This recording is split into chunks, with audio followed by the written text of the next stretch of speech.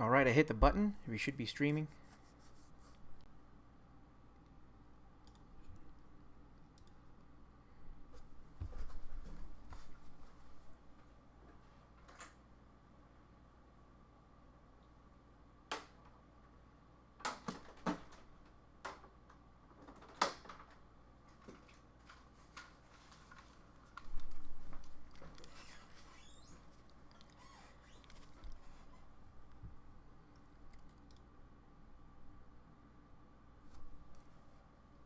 Hang on a second. Can you hear me okay? Alright. Just switch over to headphones. Hello, everyone. Alright, I'm going to mute myself. We're going to let the pre-roll play for about 2 or 3 minutes.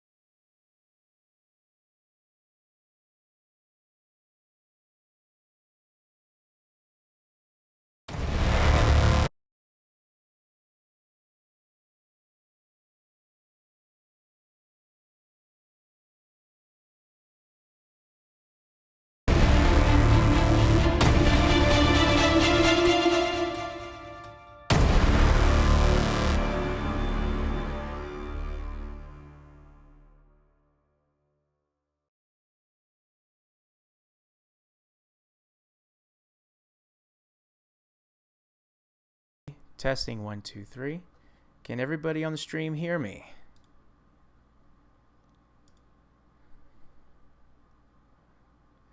Okay, I just heard my own voice. I'm going to mute Twitch now. Good evening, ladies and gentlemen, boys and girls, monsters of the multiverse, children of all ages. Welcome to Praetor's Rejects. My name is DM Huxley. I have 4 players here with me. We are not using webcams tonight, and our overlay tonight was brought to you in part by Wish.com.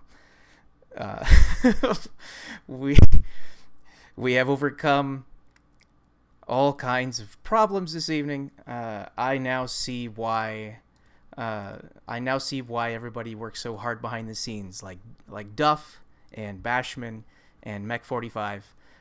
Kudos to you guys.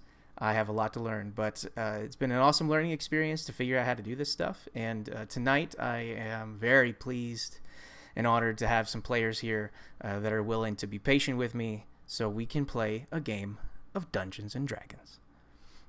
Everybody please say hello in any order you wish. Just want to verify people can hear you. And if anybody cannot hear any words, if they're just staring at a screen and wondering why nobody's talking, please say so in the chat. I know you can't hear me asking this question, but still, hope is hope. I'm throwing it out there. I'm going to manifest what I want to see in the world. We're not? Am I? Can you guys talk for me? How y'all doing? I have unmuted my players because I am a benevolent DM, and I guess I will allow them to speak. You guys please say hello. Hello. Hello. Hello. Yes, I've heard myself now and everybody else on the stream. This is great news. We are off to a rip-roaring start. Look, as in the famous words of Duff, I don't call you guys the rejects for nothing. Ain't that the truth? I'm going to turn on my audio on Twitch. Ain't that the truth? Yes, I can hear players. This is great. It's almost like we're a professional podcast or something. Yeah, logo. That's the name of my podcast. It's almost like we're a professional podcast or something. Yeah.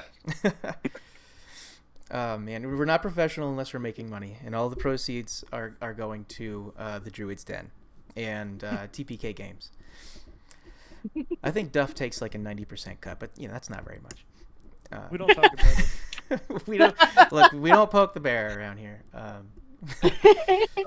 thought that's what we did exclusively. Well, we didn't have any bear characters, so I had to throw one into the dungeon. Oh, speaking of which, we're playing D&D tonight. Like I said earlier, I have 4 wonderful and very creative players. They've all taken some interesting liberties with their backstories.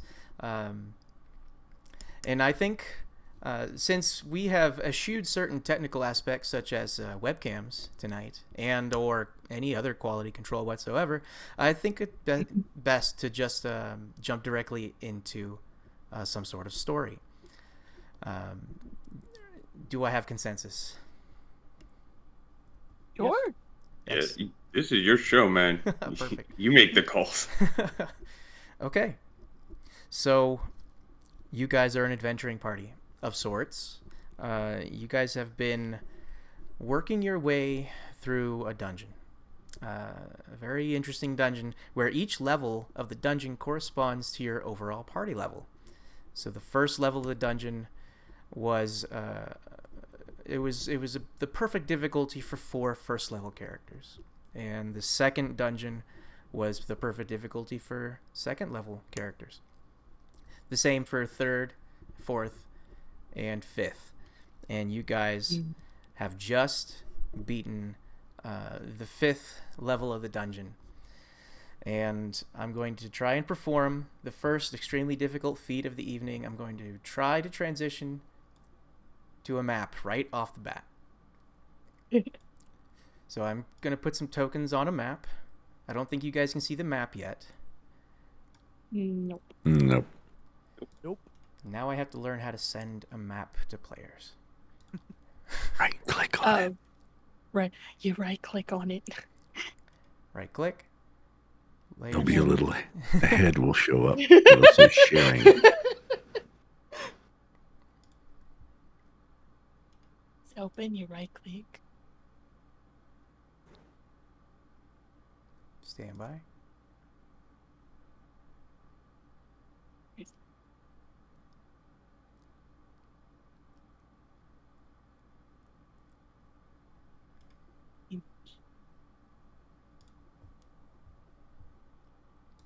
All right. Pause for effect while I double check how to do this. I didn't find that that head that you were talking about when I right-clicked on the map. Should be about the 3 o'clock or 9 o'clock position. Yeah. Should say sharing. Yeah. It's an empty slot at the 9 o'clock. On the. Once you Oh, place it's empty Sokazar for on us the map, too line as of sight should as function. players.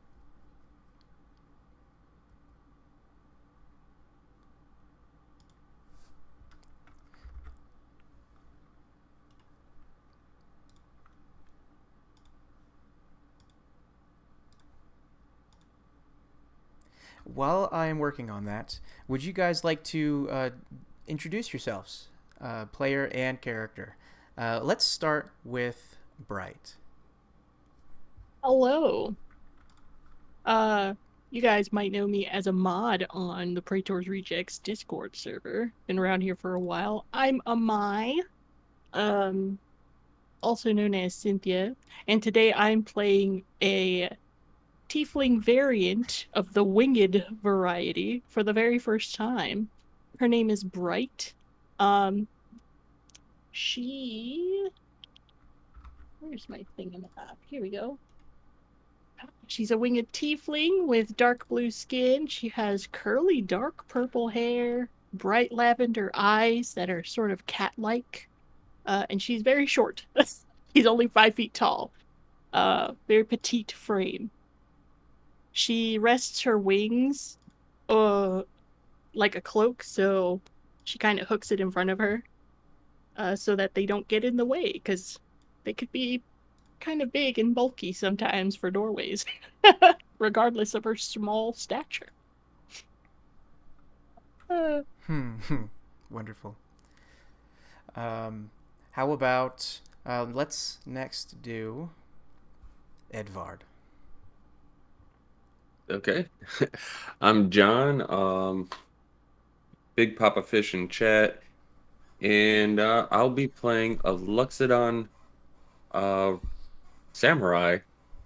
So an elephant man samurai with bellowing robes and a katana that glows of hellfire. And you guys can reveal as much or as little of your story as you want. This, by the way, this is intended to only last through the month of July. So with that said, feel free to reveal all of your backstory, because unless you plan to bring this character to a different campaign, you may never get to talk about them ever again.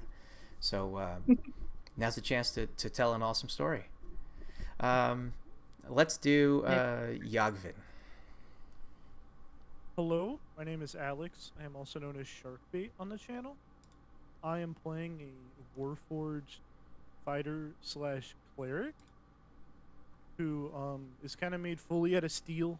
He has some runes kind of carved into him that are dwarven made.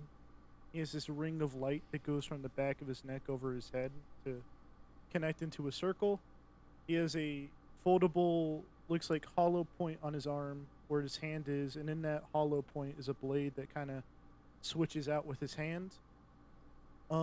Whenever his blade kind of retracts from his hand, it lights on fire. He is from I forgot the name of it, Mithril Hall, where he was set to protect the people that were occupying there, but unfortunately, Mithril Hall no longer has any residents. So he has been wandering with these interesting folk for some time. And that is it. Very good. Very good. And by the way, I've got the names there, never mind. But yeah, I was going to say top right, because I don't even have an indicator of who's talking, and I'm sorry about that. Another thing I plan to add for next week's session. And then finally, last but not least, Marlin the Magnificent. Hello, I'm Loco 1956, or in chat, I'm DM Loco 1956. I am playing Marlin, a human, aged, elderly sage of a wizard who at a young age left home, found his way to Candlekeep, and after a 55-year stay there, he became one of the professors, the head professor at Candlekeep, teaching evocation magic. And then after losing his wife of the same number of years, he left to wander the lands of the Sword Coast until he, many years later, ran upon the group that he is with now. Excellent. Thank you. Thank you so much, guys, for introducing yourselves. Once again, my name is DM Huxley. I have been playing on Praetor's Rejects for a couple of years. I have to take breaks every now and then because of military service. I'm back for a little while, and I've played with everybody here except for Bright, otherwise known as Amai. And I've heard that she's played in other shows, and I heard those shows were awesome. But I don't know anything about how she plays, so I think it's going to be very interesting to learn about a new player. And this is my first time DMing on the Praetor's Rejects, if it wasn't abundantly obvious by now. And also my first time running all of these little programs. And the whole point of this, if it wasn't abundantly clear by now, is to make sure I know even remotely what I'm doing before I try to take on a larger campaign, which is something I've been wanting to do for you guys for a long time. I love being a DM. I love telling stories. I love crazy roleplay stuff and really cool combat stuff. I love overpowered characters, the full nine. I love giving the players what they want. So let's have some fun. So the story so far. Oh, and by the way, I figured out how to share a map. I figured out what I was doing wrong. I had the map fully maximized, and when it's maximized, you are not allowed to share it. So I had to click on the little arrow button on the top right to shrink the map all the way down to like a window. And now I should be able to share it. Now I just click the button, Yes. and you guys should be able to see something. What do you I see my tiny, tiny self. Let me zoom in here. Your tiny, tiny self? Is it too small, do you think? No, I could zoom right in. All right. I see 5 tokens total. Is your token the right size on your screen? Like roughly a 5-foot square? Yes. I see you're trying to move. So that looks like the tokens are locked. I will unlock the tokens because in this setting here, everything is perfectly safe and peaceful. Do you guys see bedrooms? No, just the room. Your dynamic lighting is working. You guys feel free to move around. I would recommend using arrow keys. You should be able to move your characters up and down and left and right.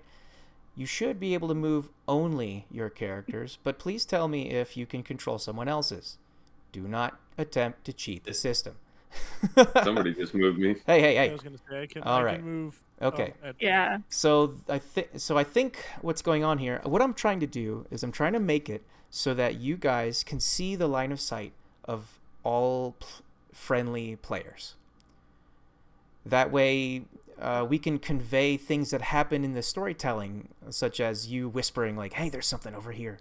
I'm trying to see if that functions, and then later on I want to determine if that's even a good idea, because sometimes it's suspenseful when one player can see something that no one else can. So I am just kind of playing around with the tools right now, learning what we can do and what we can't do. While you guys are playing around with that, I want to go ahead and describe what you see before you. Feel free to zoom in on the map as well.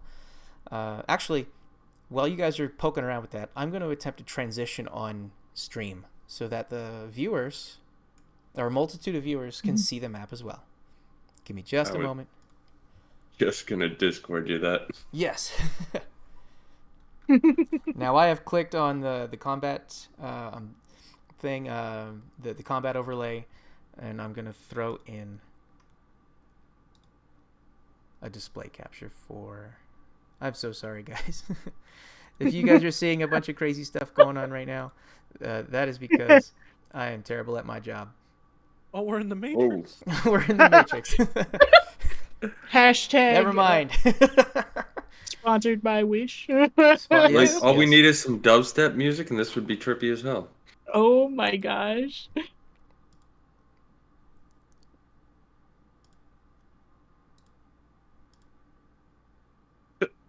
Marlon, how old are you again?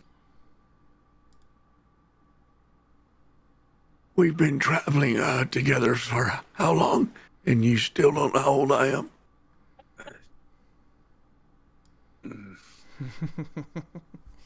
I know I'm not supposed to forget, but you. Yeah, you big floppy eared. I'm 99. Leave me alone, will you? Thought an elephant was never supposed to forget. Ooh. Yeah, right.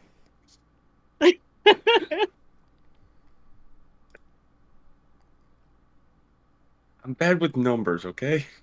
How many dungeons have we been through? 7. You're right, you're bad with numbers.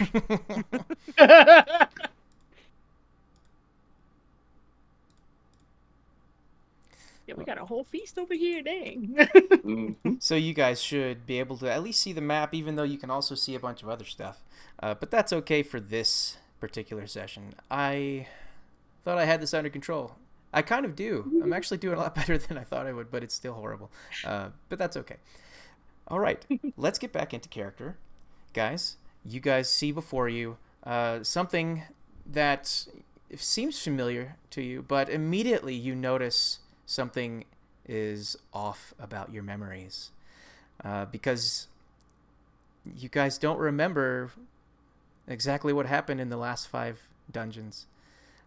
You vaguely remember being in this tavern before. You remember talking to the gentleman behind the bar, who appears to be cleaning a glass. He's wearing white robes. Looks like he has a black tie. It's fine clothing that he's wearing. He's just kind of humming to himself. Oh, hello! As you guys walk up to the bar. But yeah, your memories are a little bit jogged and a little bit scrambled. As you look around, you see that this is a very fine, well-furnished tavern with stone walls and a beautiful mahogany bar top. There are 2 fireplaces burning, one in the north, one in the south. They both seem to be rich with warmth and fire. There are logs laid about to feed into the fire. There are some interesting statues flanking both of the fireplaces. There are a series of tables and chairs that have been strewn about of various levels of comfort. There's a chessboard. There's cards to play. There is a feast that has been prepared for you. You guys are currently battered and bruised. You know that you just got done beating the 5th dungeon, but you cannot for the life of you remember exactly what happened. Could everybody please roll an intelligence check? Oh boy. Yep, that's on par. Outstanding. This is what I expected. I am wise, not smart. Harlan, please regale us with what just happened, please. As you guys are coming to, you find yourselves almost coming out of unconsciousness, sitting in the chairs that were in the middle of the room, and among the 4 of you, only Marlon is able to recall vaguely images from the previous dungeon. He recalls seeing a field of blackness with no end in sight. He recalls seeing stone walls made of obsidian with strange purple runes embedded into all the surfaces, polished black marble floors, and a very strange, unsettling starscape in the void above. He remembers falling for what felt like hours, but really it was just moments, because there were some sort of dilations in time that were happening in that crazy place. He remembers being out of his own body for moments of time. He recalls looking down at his hands where his staff used to be in his hand, and instead he sees that he does not even have a hand, but instead a shimmering blade that is coming directly out of his arm. And he, at one point, remembers feeling very strange and having an elephant trunk instead of a human nose. It's as though he was inhabiting the bodies of his companions. It is one of the most unusual, dreamlike, fleeting memories that he has felt in many years. And he's the only one who really remembers these things. And I've never felt so stupid. Oh my gosh. But the rest of you, unfortunately, you just don't remember those things. In fact, you are barely putting together the pieces that you've been in this tavern before. There is, I don't have it put into the map, but there is an archery board, like an archery target. On the far left, to the west, there's an archery target there with a bunch of arrows in it. And I believe Edvard is looking at that and glancing at it and thinking, I might have shot some arrows into that. Those look like my arrows. I don't remember doing it, but not bad. Not a bad shot. Not a great shot, but not bad. Maybe it wasn't me. Bright, you see that there are some flowers on the table that are a species of your own design. You recall having sort of made those flowers in the past, and you must have set them there. No one else would be able to make flowers like that. It's very strange. You don't remember putting them there, but they're your flowers. That's weird. So little occurrences like this are happening amongst all four of you. Is there anything in particular that you might have done in this tavern, Yagvin, that now you can't recall exactly what happened? Like, what kind of things would you do in a tavern on a normal day, Yagvin? Probably buff out the spots that have, occurred from usage of, like, tables, observe the statues, maybe try to discern where they're from. Yeah, the statues seem to depict great warriors. They're about 10 feet tall. The ceiling itself is about 15 feet tall. The ceiling is made out of very strong, sturdy wooden rafters, and there's a chandelier overhead, in addition to all the lamps that are on the eastern wall and the candelabra sitting on the simple wooden table in the middle. When you regard the statues, they look completely unfamiliar to you, but one of them looks like an elven sorcerer. Another one is kind of a rotund orc, or half orc maybe. He doesn't seem to be carrying any weapons. And then there are two human figures on the northern wall. One of them appears to be wearing armor. The other appears to be perhaps wearing robes, but no weapons. But you don't recognize them whatsoever. There are plenty of other features in this room. But what do you guys say? What do you guys do? And I think I'll ask the bartender if he remembers me doing anything with those flowers. Like, I can't necessarily recall, but when did I put those there? Yes, hello, my dear. Welcome back, one and all. And he starts setting mugs out on the tables. And the mugs come up from underneath the bar, and they're already completely filled with chilled ale. He sets one down at each of the four stools. He notices that Marlin is not at the bar, but he leaves the mug there anyways, just in case. And he comes back to Bright and he says, "Of course I know who you are. Your name is Bright, my dear. Don't you remember? You set those flowers there on our very first night. They really livened up the place." Why, yes. But for some reason, I don't recall. Ah. It's so strange. I don't understand why. He nods and smiles warmly. He has a very friendly demeanor. He says, yes, that happens usually at level 5. It's completely understandable. I've seen it happen many times. I'm very glad all 4 of you made it back. Not like that 3rd dungeon. And he winks at you knowingly. Oh. Gosh. I have a quick question.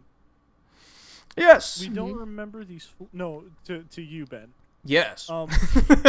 Shut up. We don't remember these floors, but do we remember each other? You guys have vague recollections of each other, and there's a certain element of camaraderie that seems like it exists. But for some reason, you guys feel like maybe you're coming out of a hangover or just like a bad dream, and you don't really remember each other. So this is my sneaky way of allowing you guys to jump into the middle of a mega dungeon and not know each other whatsoever.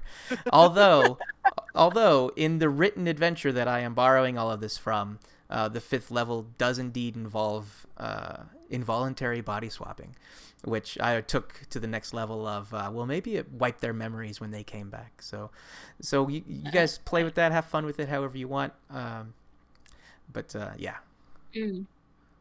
So you feel free to introduce yourselves once again, and I will draw your attention to the 4 doors that are on the western wall. There are colored rug mats in front of the doors, and there are name placards on them, it seems. And the bartender is otherwise just busying himself. He's not really interacting with you guys. He seems to know exactly what you guys are going through. He seems completely non-threatening. You say that, but that didn't sound non-threatening. Stop metagaming. You're metagaming. Does he smell like a threat? Does he smell like one? I want Edvard Thar, and only Edvard Thar, to roll a perception check with advantage. Mm. So do you know how to turn advantage on? I don't have it automatically Yes. programmed. Okay, good. I do. You say, did you say perception? Yes, please. Okay.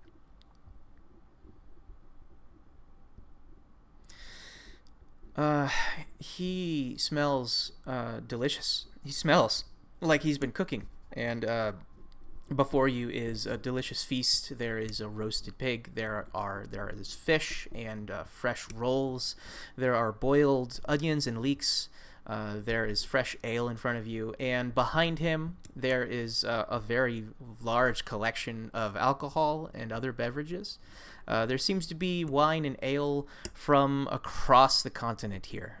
If you are looking for it, it seems this gentleman has it for you.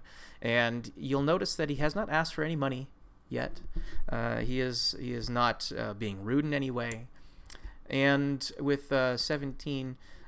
this is not related to scent, but I will let you be the first to notice that there does not seem to be an exit door to this tavern. The only doors here are the ones behind you.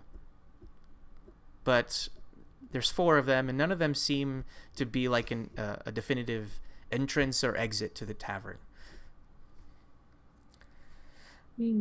Yagvin, you walk down to that door there, you look at it, and it says Marlin on it.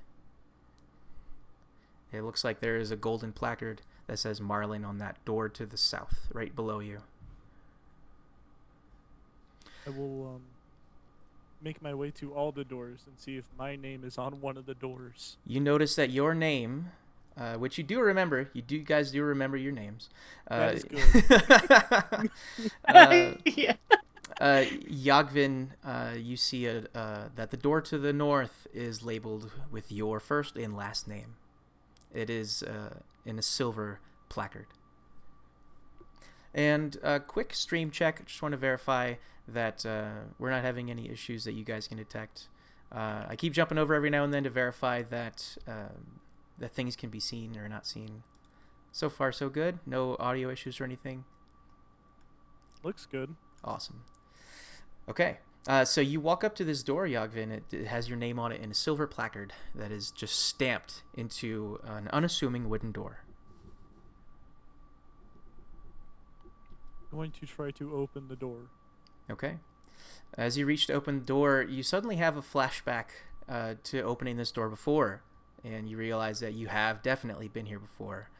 And the door opens. Hang on. Yeah, the door opens.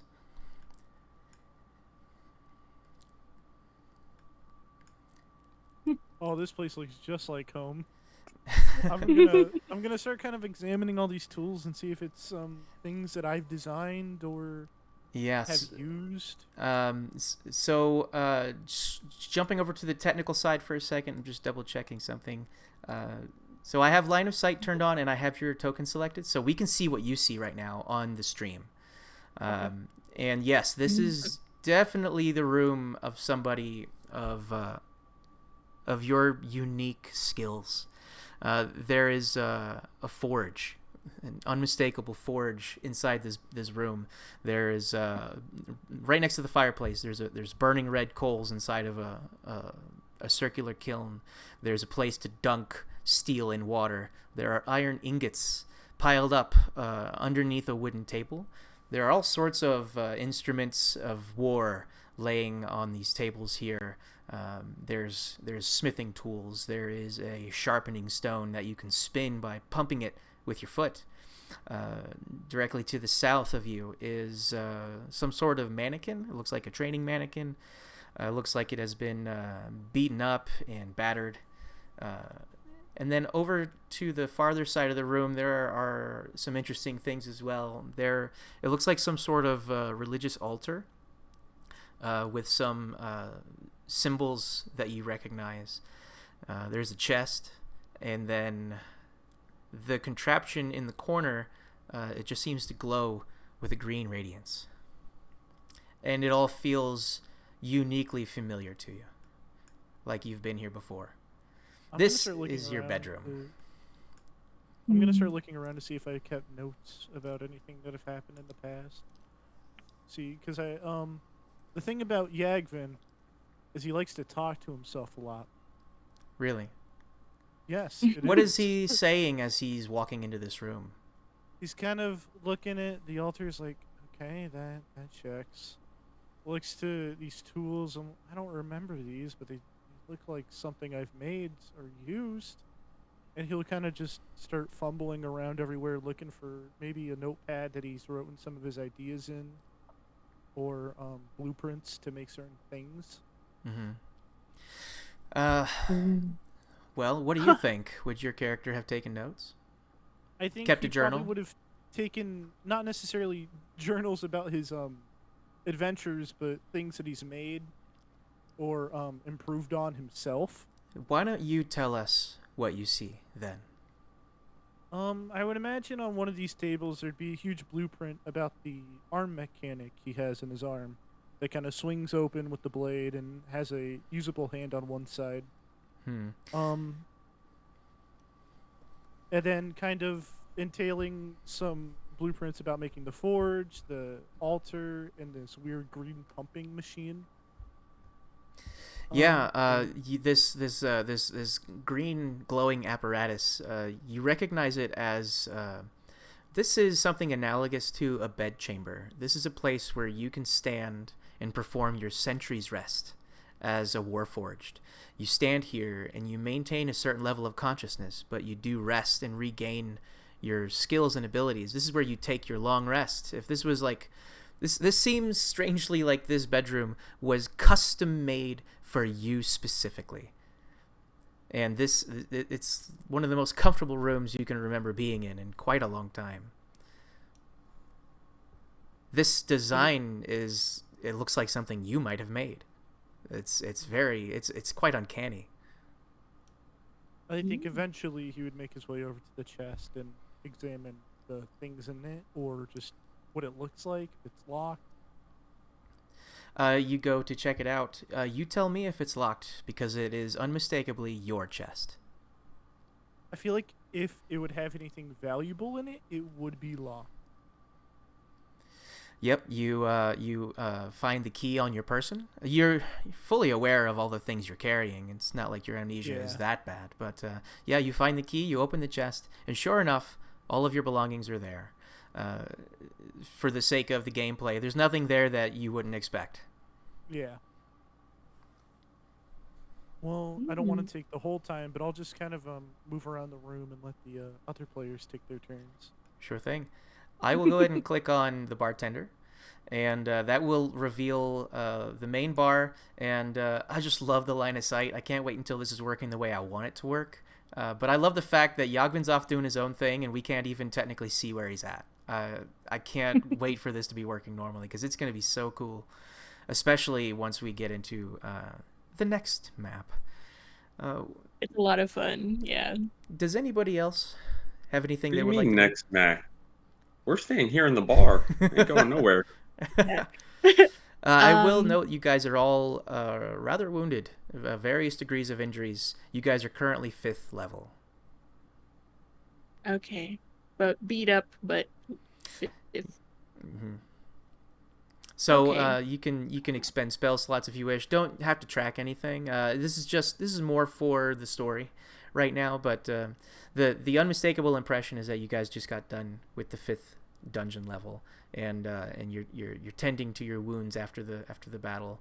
The bartender is busying himself with laying out certain things that will make you guys comfortable. The bottles of ale, the bottles of wine, the celebratory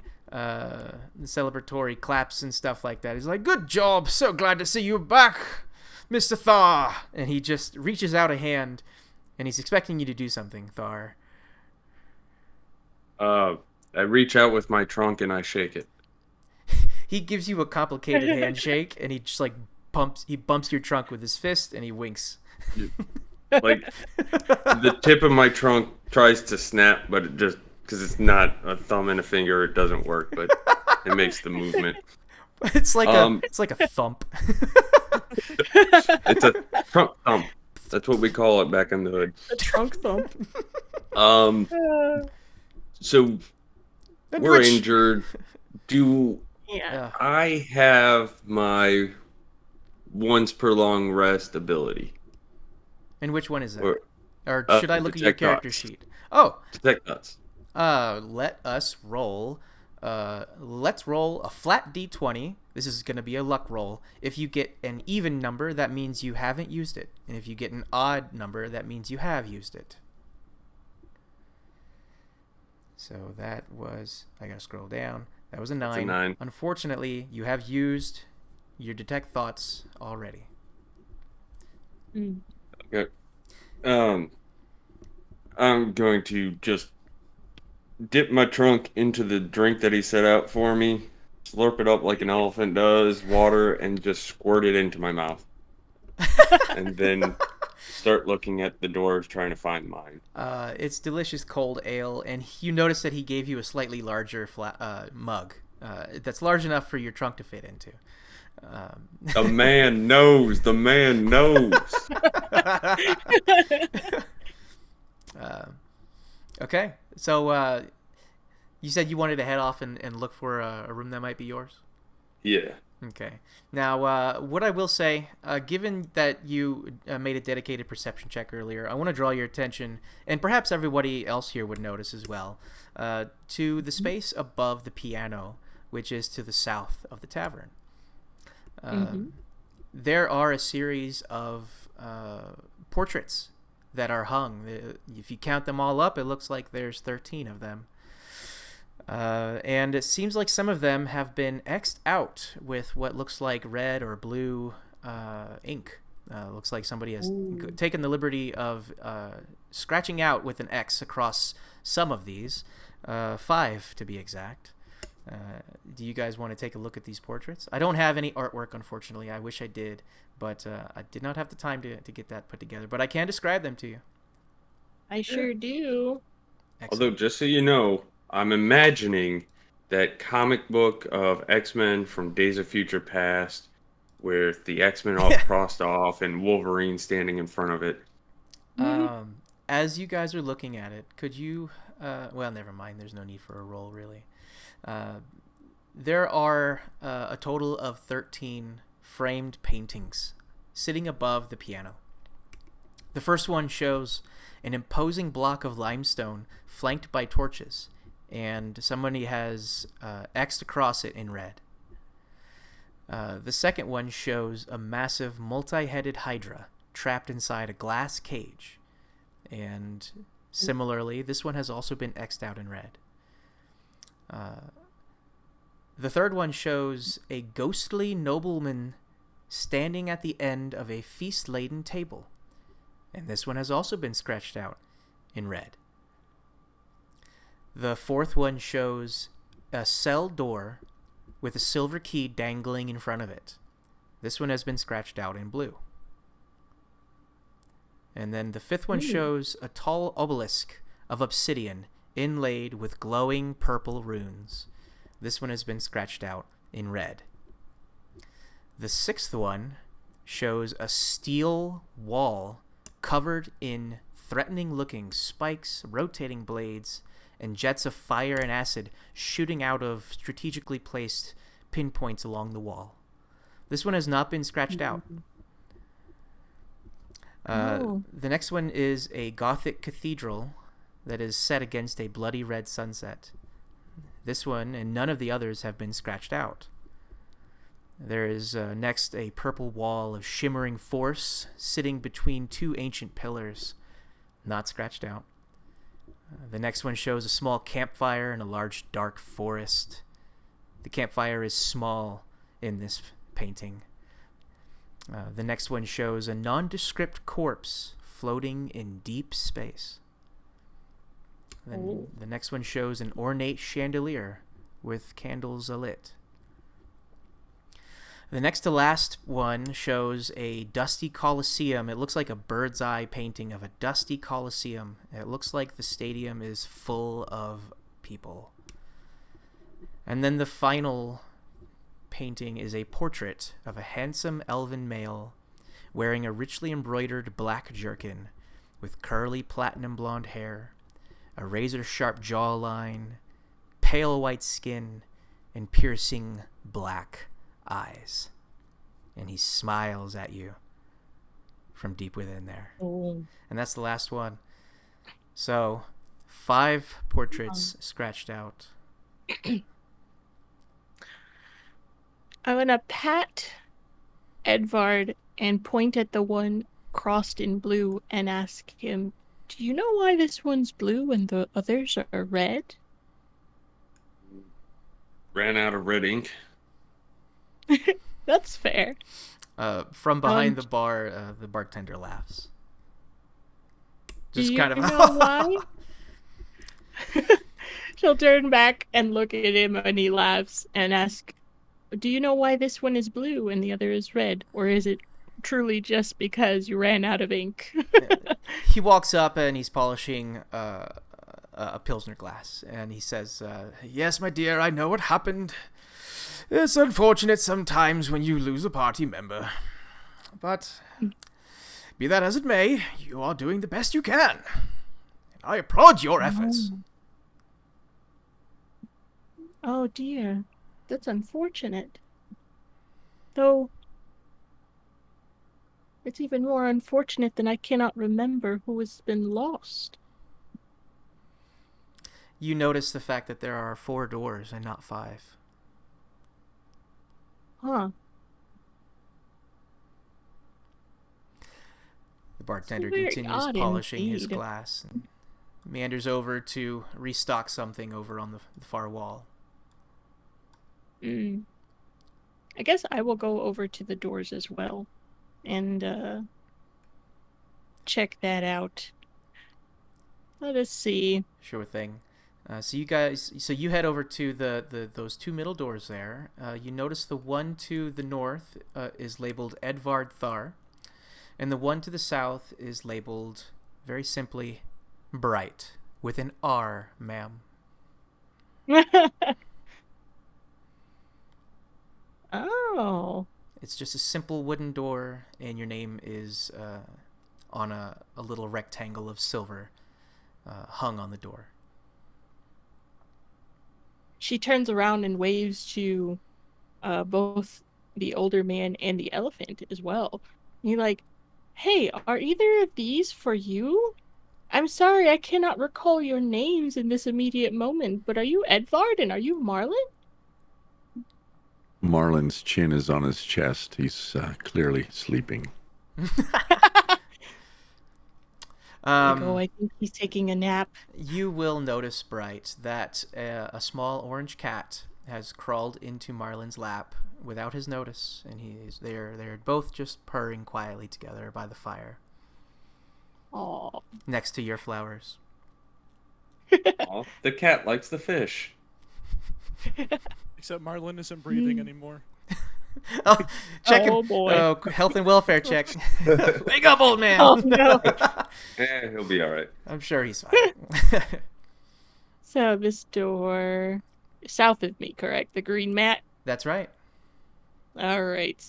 I will check the door What are you checking for? and see if it's open. Sure.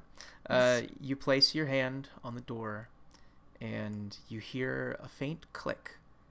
I want you to make a dexterity saving throw. Oh boy, here we go. Dex save. Yes, please. Doot doot doot. That is 17. Okay. The door opens. And now I'm Wonderful. switching over to Bright's point of view, so the stream can see what is in her room. Now, I think that door should be open. Can you not? Can you not go in?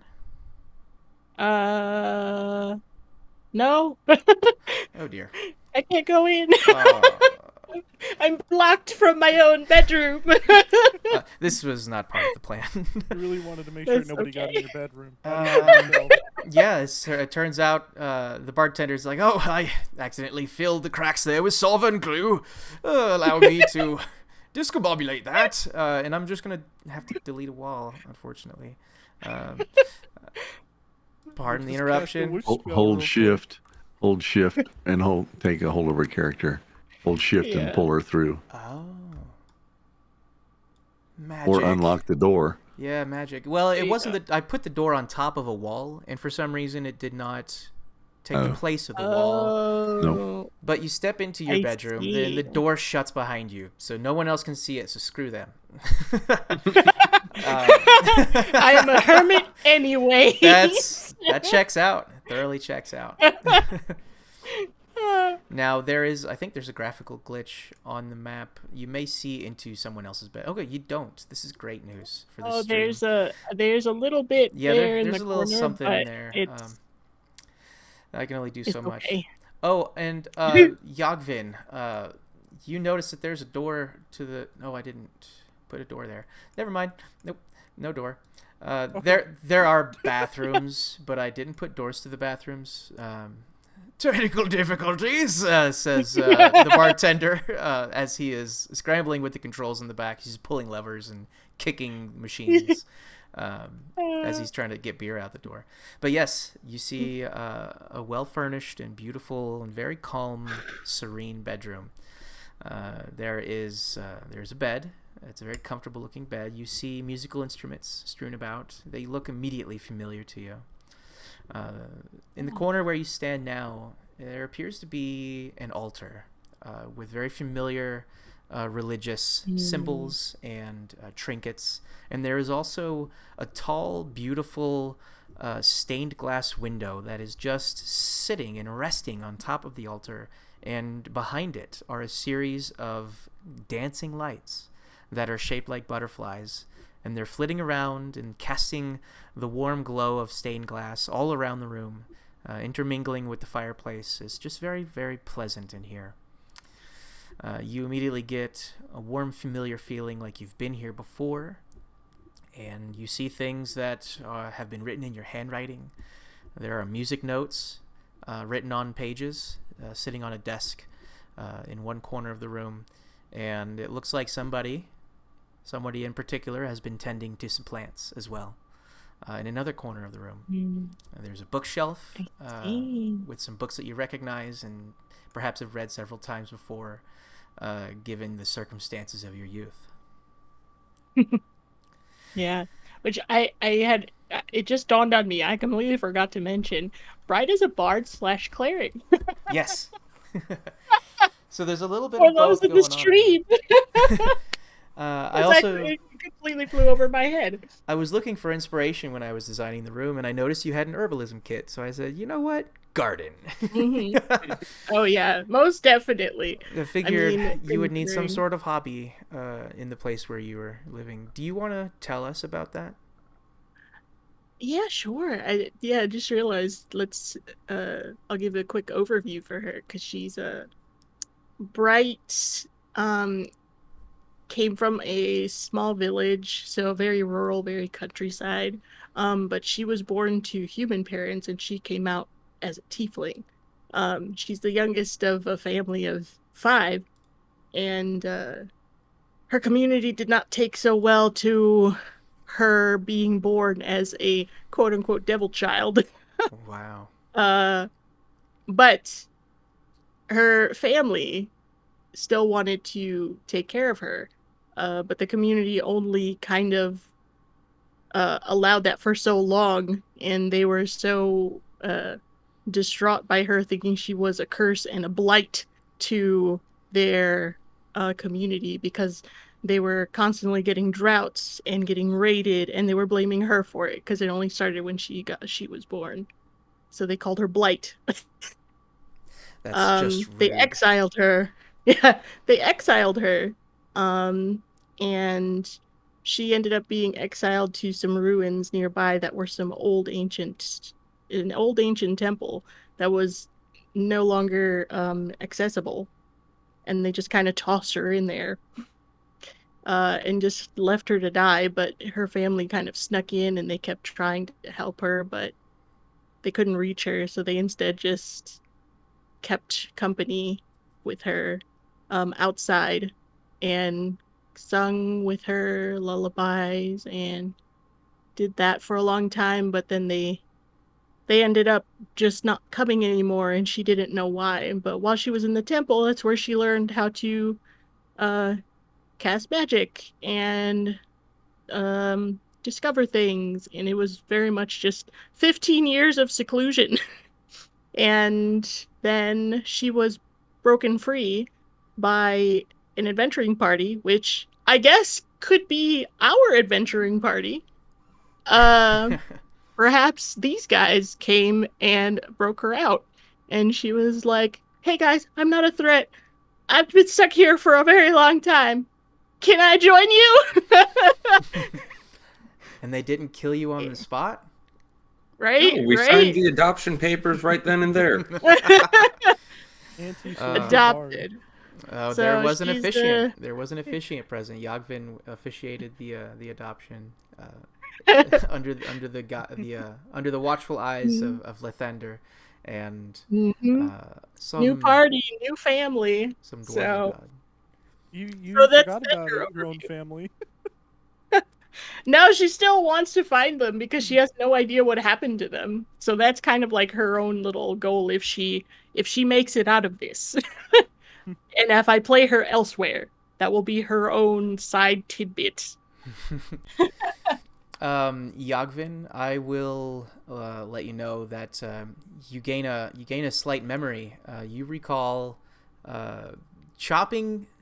straight up chopping the head off of a vicious lizard and watching in shock and horror as 2 more heads grow back.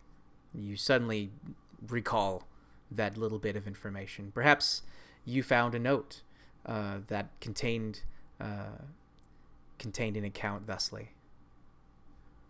Yagvin, after realizing this memory or note, will grab another piece of paper that's been untouched and kind of write down the memory as he remembers it fresh onto the page. So, has he said anything to himself yet? I'm wondering about this talk to myself situation that you mentioned earlier. I'm curious. He would be kind of like he would kind of say, "Regrowing hands? What could that be? Why? What? what, where do we encounter this? Where did I? Everything's just not making sense, and he's just gonna kind of keep on scrambling around, looking for whatever he can. You do feel thankful, though, that this room is so familiar. It kind of grounds you. It's unmistakable at this point that this is your bedroom and these are your belongings. Similarly, for Bright, it feels unmistakably like this is your bedroom, these are your belongings, and furthermore, it seems like this room was custom made just for you. Yeah, she's very excited to see a plaque that says her name. That's not so negative. Her chosen name. Her heart. Yes, I forgot to mention. Yes, like they called her Blight and her home, but she changed it to Bright, just to beat off all of the badness that was going on in her life. But so yeah, she's really happy to see something that has her name on it.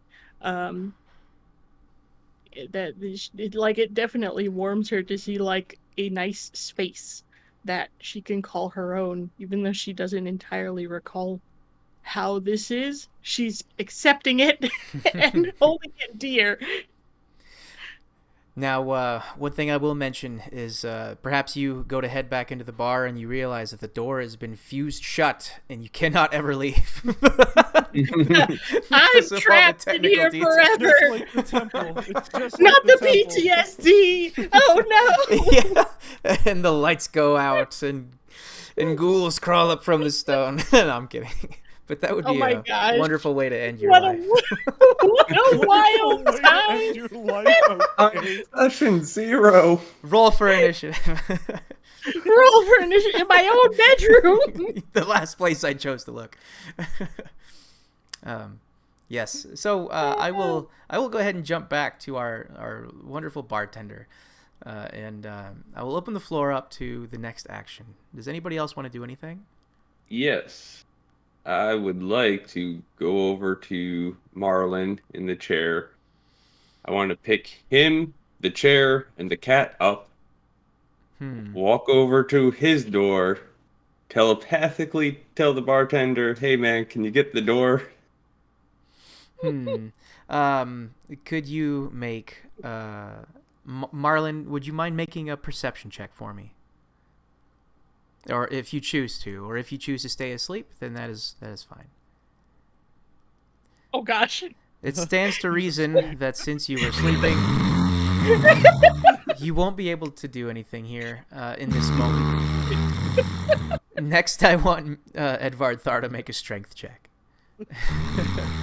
It's like pounding on the old man, door. he's fragile. An 18.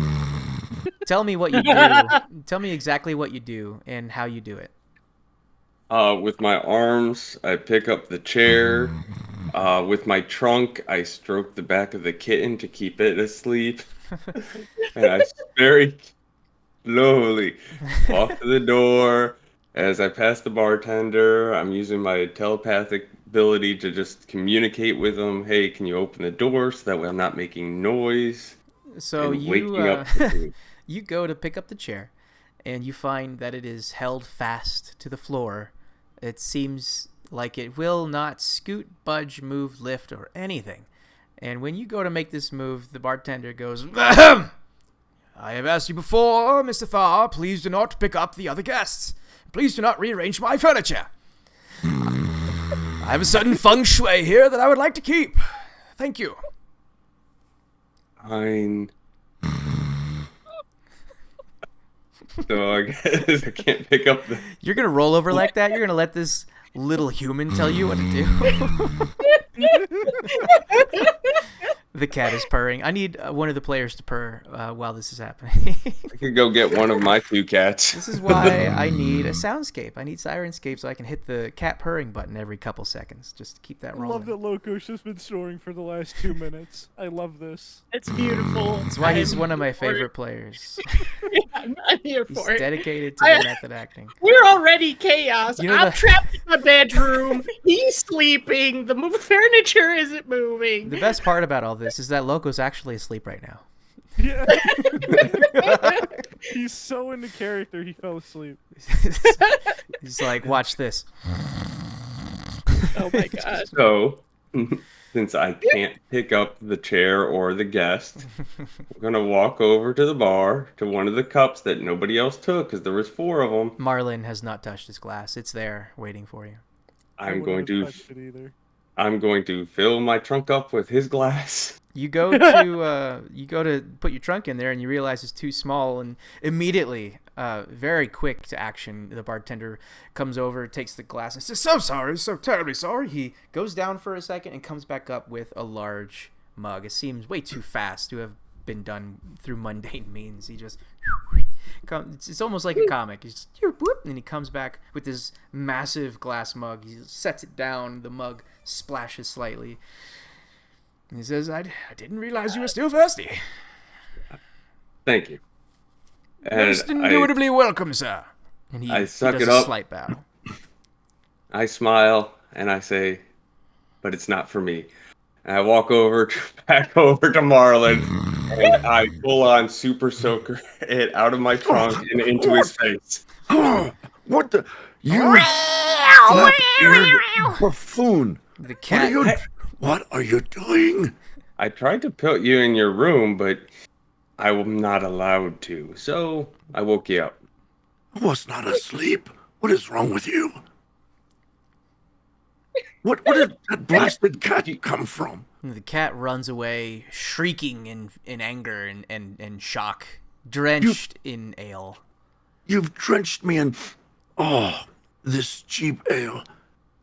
You, my flap-eared friend. Oh, just go away. Leave me be. He gets up. Oh.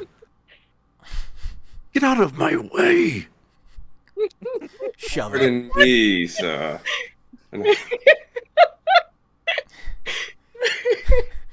I would like to use my mage hand to try and trip him. The bartender I can't move the bartender. The bartender walks up to you, Marlin, and he says, "I'm so terribly, dreadfully sorry, sir. Please allow me to make this right." He seems very flustered, and he waves his hands, and you can tell immediately, based on your Arcana skill, he's casting Prestidigitation, and he methodically removes the moisture from your garments, leaving you comfortable and dry. Well, thank you very much. Yes. He There's looks only over his much shoulder. I can do for the other tenants. I'm so terribly, yes. dreadfully sorry. How about putting that one back in the zoo where he came from? So he has a very pained look on his face, like he doesn't want to do that either because Mr. Thar is also a guest, but he wants to ingratiate as much as he can, so he has this like complicated look of Right. Just get out of my way, will you? I want to go to my room. I'm so terribly sorry, sir. And he just backs up. He seems to be backing up into the direction where you're walking, and he just keeps tripping over I stuff. said, get out of my way. What is wrong with you? And then he poofs, and he reappears magically at the bar. I'm surrounded by idiots. If there's And anything animals. if I can make your stay any better, sir, anything I can do, I would do it. I swear. I took an oath, you know. Tie a knot in that thing's trunk, would you? Blasted flop-eared beast. The bartender regards Edvard Thar, looking at his trunk, and his eyes begin to narrow. Marlin's my Quickly favorite. pull out a stack of coins and leave it on the bar. Just a moment. While this action is occurring, Marlin, you amble up to your door. You see it's a simple wooden door. There is a silver placard hung on it that simply says, "Marlin the Magnificent." He looks over at the bartender. How many times have I told you I'm not magnificent anymore? It's just Marlin, okay? Yes, sir, I understand, sir. I just wanted to give you a little... Oh, pick me up. What? What have you? You can try very to pick well, him very up, well. but I can't try to pick him up. Oh, terrible choice of words. I'm so sorry. So sorry. And then he can't kind of get the like break. flits his hand at the door, and you see the placard shrink, and it just says Marlin. Thank you, good man. Well, I am going to retire. Good night. Not you beast. Night, fish man. Yes, sir. You have a wonderful evening, and I shall see you on the morrow after you complete the next dungeon. Good luck Yes, that's and all right, that. fellas. What? Yes, right. Very well. Right, you are then. Could I interest you in some cough drops, sir? No, just a good night's sleep, I think, is all I need. That can be arranged. And do you try the door? Yeah, he's gonna touch the handle. It's Go ahead. He's gonna make sure that it's locked. If it's locked, he's gonna search his robes for a key.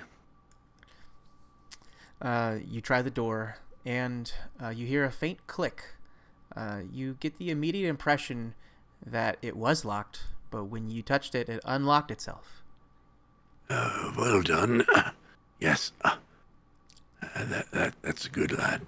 Now, I believe we're going to have the same issue again with this wall thing. I'm just going to drag you through. Yep. Yeah, I have the same issue. Sorry about that. But yes, Nope, you that's step all right. into a very comfortable and maybe familiar bedroom. This Yes. one... Go ahead, please, yes. Yes. I don't know. I don't know why I put up with these lot. If it wasn't for the promise of coin and the retirement for days to come.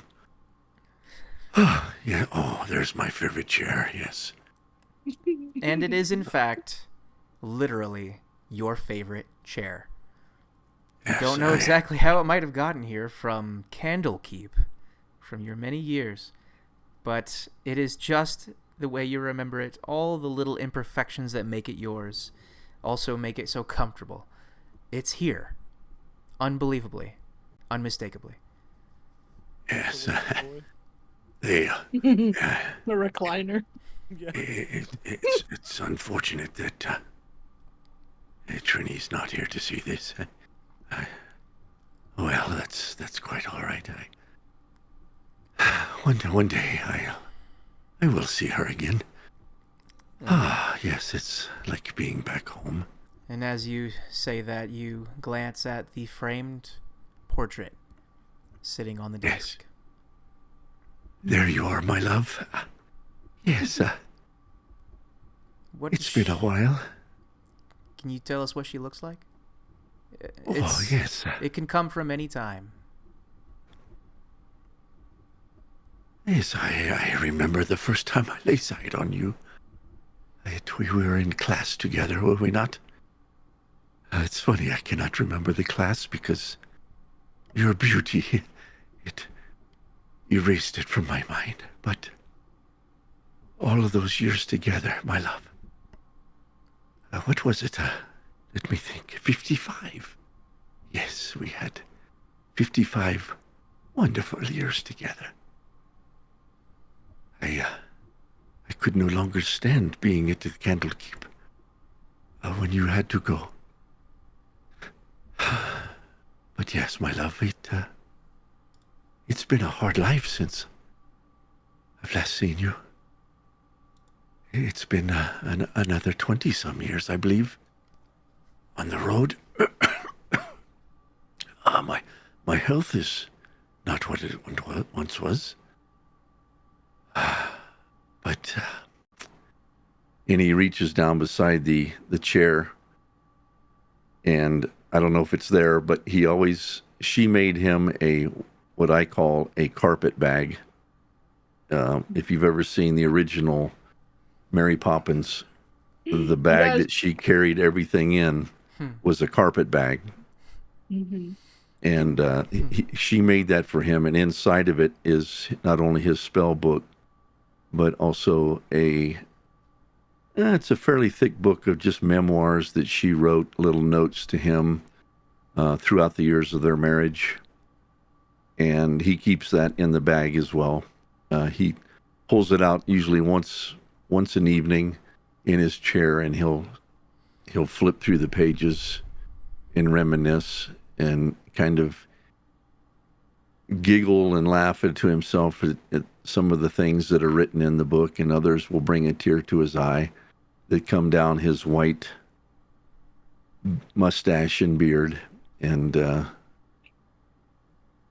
he recalls the time at the college where he, at one time, well, it wasn't the college, the Candlekeep School, the library there, he was made headmaster, and Trini, his wife, was made the head librarian.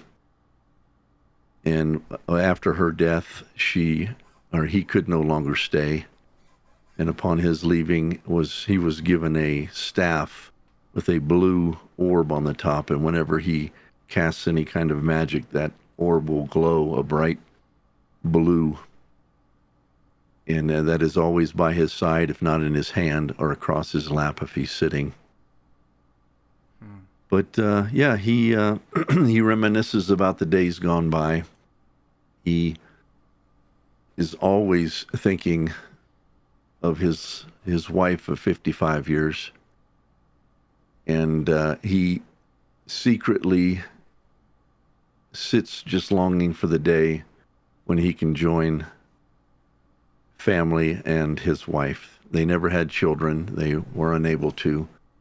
But the kids that came through the Candlekeeps there, the library and the scribing and the writing of books and tomes, they were all his children as they came through the school. He's 99 years old, a human. He's worn out, but he tries to go on just to maybe get rid of some of the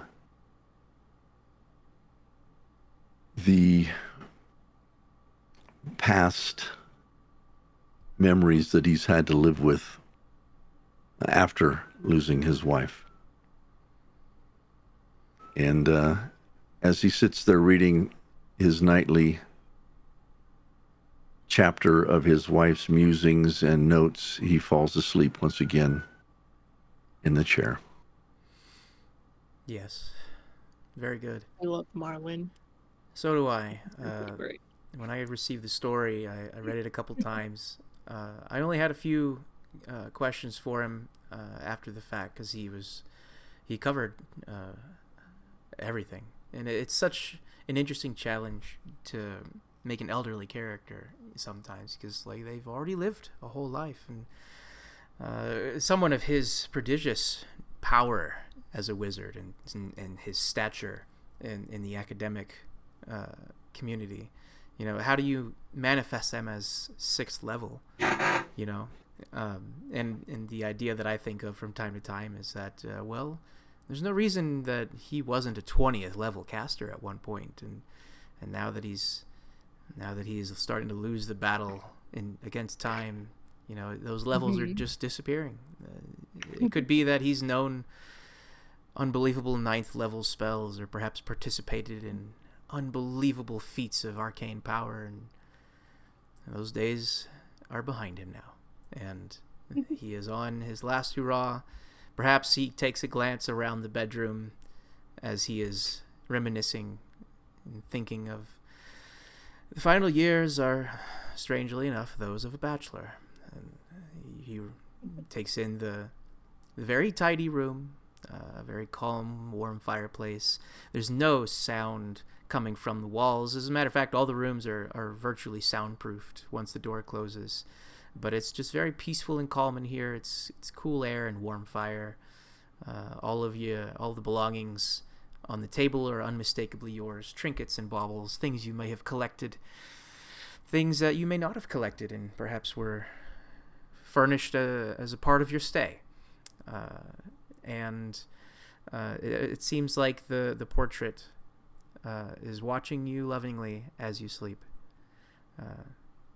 as the fire gently crackles. And thank you for telling your story. It's beautiful. You're welcome. I loved it. Bright. I had. We're about to cycle back around, but I wanted to let Bright know that you have the briefest of flashback moments. You recall sitting at a table. It is flanked by torches. It is a long table, and your companions that you just met again are sitting there with you. And at the end of the table is a ghostly nobleman. And he says, "I am asking for your help." And that's all you remember. It just comes and goes in the blink of an eye. Oh goodness. Um, Can I go? Well, Unfortunately, the door is fused shut, so you cannot leave the room. My door is my door is locked. You begin to panic and hyperventilate, and I want you to make a wisdom saving throw as you realize She is. you are trapped again. And the bartender says, "Just 15 more years to go." No, I'm kidding. If you want to leave the room, by all means, you may. And we'll go back to the perspective of the bartender, just watching these events unfold with a passive look on his face, just completely ingratiating. What happens next? I drop those coins on the table or on the bar as an apology. Oh, your money's no good here, sir, but your good deeds are worth everything. He doesn't take the money. We'll count this as a good deed then. And I walk away. Okay. Oh, what was the commotion? What happened? You trip over the cat, and the cat runs into the fireplace and catches on fire. Oh my gosh! I squirt the cat again with my With ale? Oh, ale! Oh no! Cat Oh, run- I'm nowhere near the bar. This little flowery pot, I assume it's a vase. Cat you runs know? around the room, underneath the barrel, over top of the stove, over top of the piano. Bling, brong, brong. Just runs around, can't seem to find a safe space, and then hides in the darkness behind the statue on the bottom.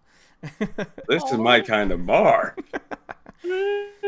By the way, the whole time I forgot to mention there is some music playing. It's piano and violin accompaniment. It seems to be coming from nowhere in particular.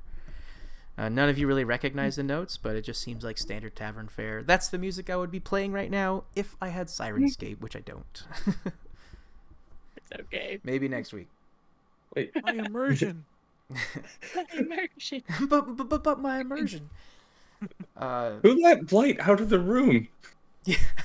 Get back in your room. Go back to your room, Meg. The bartender vaults over the bar and charges to tackle you. Oh my gosh! But then he comes up short and he's like, "I don't know what came over me." And he starts Short. He starts Bartender dusting. has He starts Spanish. dusting around your flowers. Woo-hoo-hoo. Oh dear. Oh goodness me. Plane shift. What? Oh, it'd probably be best to go back inside and rest anyway. But have you been getting flashbacks at all, Edvard? No, just a little splashback. I did get a little splashback as well. In that moment, Edvard Thar, you receive a flashback moment. You kind of just suddenly, like when she asks you that question, it's almost like the memory answers in your mind. It says, "Yes, here I am." And the memory you receive is of being behind bars, and you're very hungry and thirsty. It feels like some time has passed in this momentary vision, and you are reaching your trunk all the way across the room to just barely, just out of reach, grab the keys hanging from a hook on the wall as an orc guard sleeps nearby. And then the memory fades. Yep, no, nothing. Why do you ask? Well, something came back to me where all of us, me and you and the other guys, were just sitting at a table, and there was a ghostly nobleman and saying that they needed help. And that's it. And I don't know where that came from. She looks over to the portraiture. Does she connect it with the ghostly figure that was in the portrait? It's an unmistakable resemblance. Gosh. these dungeons are really taking a toll on my memory. I don't know if sleeping will help, but I think I'm gonna go and take a nap. Marlon had the right idea. The bartender, he turns as he hears you say this, and he says, "Oh, my dear Bright, there is nothing for you to be worried about. That is perfectly natural. It comes with contact with the obsidian portal. You do remember the obsidian portal, don't you? That's part of the 5th level." And he points to one of the portraits. You believe he may be pointing at the 5th one that's been X'd out. Mm-hmm. It's called I summoning can't say I sickness, do. my dear. It will fade in time, I assure you. A summoning sickness. Oh dear. I hope it does. It's been messing with my head quite a bit. But Yeah, yes. It's all right. It's all right. I assure you, it will fade over time. You're going to Goodness be gracious. fine. There's nothing for you to panic about. Please focus on rest and preparing yourself for what lies ahead. And then he points again, and it seems like he's pointing at the 6th portrait, which is the first one that has not been X'd out. Mm, And as you look at it, yes. once again, you recall it is a steel wall covered in spikes, rotating blades with jets of fire and acid shooting from strategic points along the wall. It looks quite dangerous, sir. I'm sorry. I think it's a summoning sickness, but could you tell me your name, sir? Oh, my name. My name. Hang on. My name is Nine, my dear. Of course. You don't remember me introducing you? You don't remember the song and dance? The juggling? You don't remember the bear wrestling? The 9 Bear bears a wrestling? juggling. I juggled 9 bears for you. You recall that. It was very impressive. How could anyone forget, quite frankly? And he blushes. I'm sorry. I think the summoning sickness has really struck me quite hard in the head. I think I'm gonna go take a nap. Pleasure to meet you once again, Mr. Nine. Oh, fine. Thank you for taking care of us. Oh, that's what they all say. Oh, the summoning sickness. Oh, blah, blah, blah. You didn't like it. I can tell. He walks away. He sulks in the corner. Oh, He no. starts juggling full mugs of ale with ease. They're not splashing or anything. It's unbelievable. Oh my goodness gracious. Sir, you are quite talented, I assure you. No, I don't want to hear it anymore. Do not patronize me. He looks I'm gonna back. go- You catch him looking back to see if you're watching. I would. He starts, If you were to turn around entirely, I could see it much clearer, Mr. Nine. You can tell he has his back turned to you. He's got 3 mugs full of ale, and then he grabs a 4th one, and then he goes and fills it up at the keg while he's juggling the other 3 in one hand. And they're not spilling. That's the crazy thing. It's it's absolutely surreal. And then he allows the 4th one to goodness. join with the 3, and now he's juggling 4 mugs of ale. Oh my goodness. And then he poofs, It is quite a talent. and appears behind the bar. And he's just like, "Don't get any damn respect around here." And he starts polishing the bar top. Oh, He sir. you see him pocket a couple of the gold coins that have been left on the bar top. Well, that was a very, very good spectacle, and I would love to see more. But Yes. as you can see, I'm in rough shape. I need to go take a nap. Edvard, I think we should go to sleep. Yes, I'm sorry for my temper. It's not your fault. She's very bad at making friends. It's good to feel appreciated from time to time, you know? Sir, it's all right. I was stuck in a hole for more than half my life. It's fine. I don't always know how to interact with people. You see him kind of throw his arms up in the air, like, stuck in a hole, and he seems to be addressing the tavern itself. As if This is he has a sad look on his face when he says that. This is not a hole, sir. Trust me, I know holes. This is no hole. You And go it's to- definitely not a hole in the wall bar. Hey-oh. Oh, by the way, that reminds you, remember the name of the tavern. You guys named the tavern. Everyone gets to name the tavern on their first night. Surely you recall. No, I do not. And he Summoning leans. sickness, He sir. leans forward and puts his elbow on the bar and just rests his head on his hand. And he's waiting for you to name the tavern. 9 drunk bears. Oh my gosh. Do we have consensus? And he looks around at everybody in the room. Just the two of you.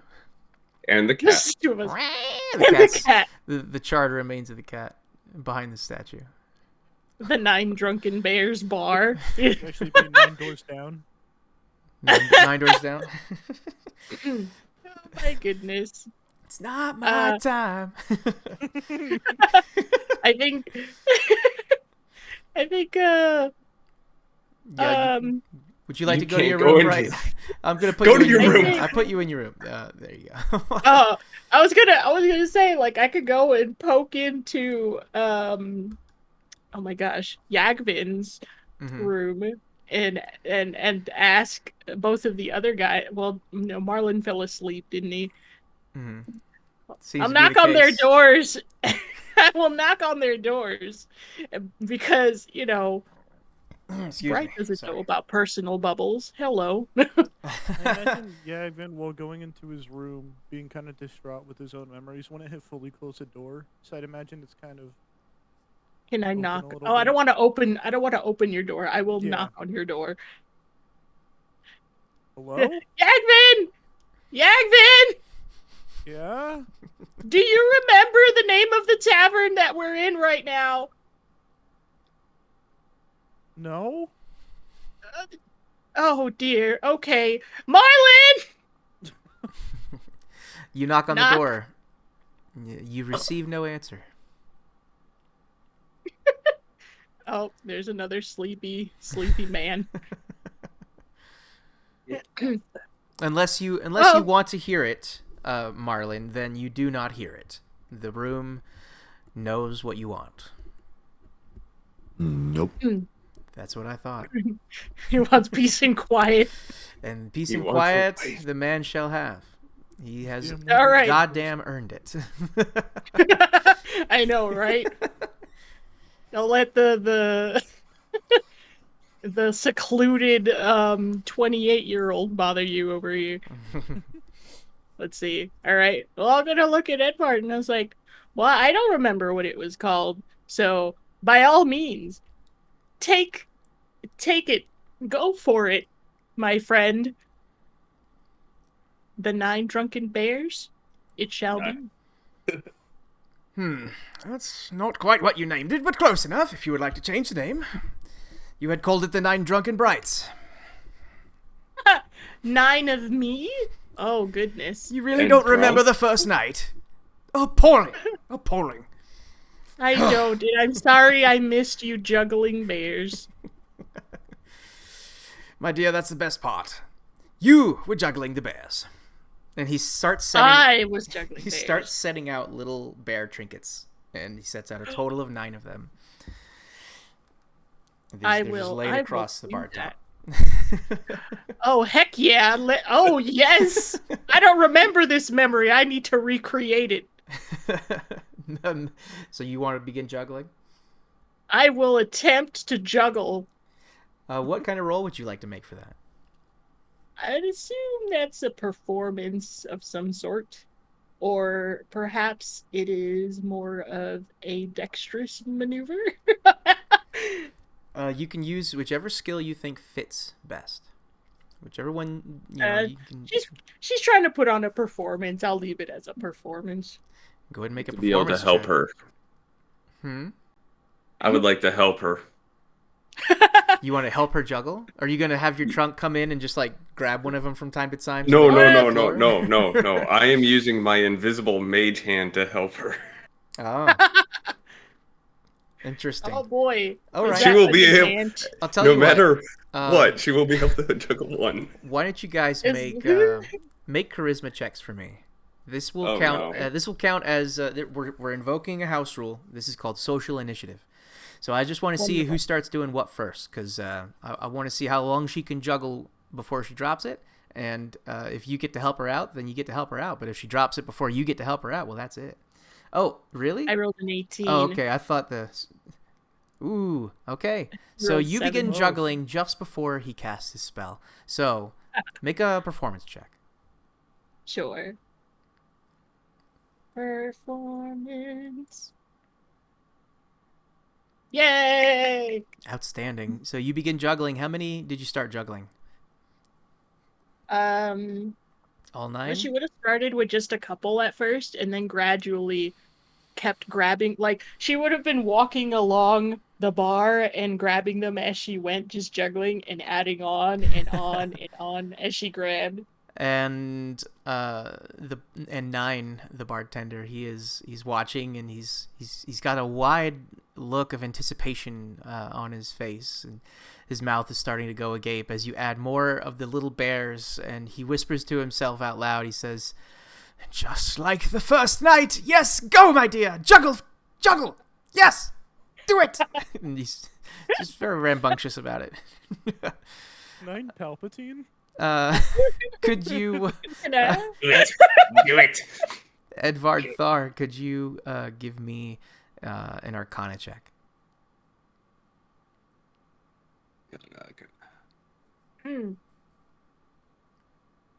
Nope. Mm-hmm. So the thing about it is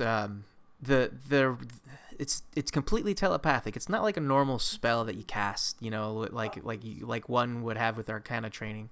It really seems to work better when you're closer in, and also it works much better on unattended objects. So you just have a hard time. It kind of gives you a bit of a headache. And in that moment, you have another little itty bitty flashback.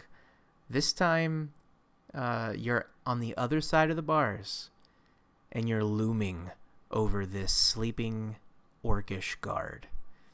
And there's something in your hand that you grip tightly. And what is that item? The Hellfire Katana? Quite possibly. But what does it look like? It looks like this black bladed katana with veins of fire glowing through the steel. So you stand... Casting an eerie red light in the 5-foot area. Yeah, so this tiny bit of flashback that you receive shows you having escaped from the bars of your previous flashback, keys forgotten, looming over this guard. And just as you begin to move, almost instinctually, the memory ends, and it just lasts for just a brief couple seconds. But that may distract you enough to not be able to help out as she juggles. Can you give me another performance check? This time, since you're adding more, I want you to hit the -2 on Fantasy Grounds. Sure. You're adding more of the little bear trinkets. So we'll give you a -2. Yeah. Not full disadvantage, though. Sounds good to me. Hey! So you're being cheered on. You're juggling these trinkets. You're doing very well. And you continue to juggle. And the next place you could go with this is to add all 9 of them. And that would make you roll with disadvantage. Do you want to try? I would love to. And let's see. Performance at disadvantage. Just a moment. Edvar, do you want to try to help again? Yes. Give me another Arcana check. This ain't your gig, but it's, Nope. you might be able to help. I might get lucky. # trying his best. So with that memory stored in the back of your mind now, because an elephant almost never forgets, except in this case, but almost never forgets. But now you can focus a little better. It actually kind of fills you with a little boost of confidence, knowing that you got out of whatever situation you must have been in. So you're able to focus, and a gentle helping hand will negate the disadvantage on your next roll. So go ahead and give me a performance check. No disadvantage, no -2. And we'll do. There we go.